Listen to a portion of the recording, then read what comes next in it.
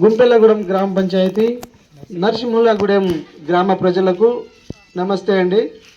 మేము బంజారా సేవా సమితి స్వచ్ఛంద సేవా సంస్థ గార్లలో ఉంటుంది.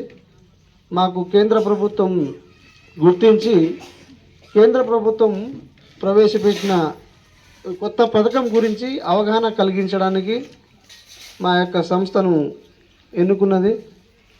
ఈ పథకం పేరు ధర్తీ ఆబా జనజాతీయ గ్రామ్ ఉత్కర్ష్ అభియాన్.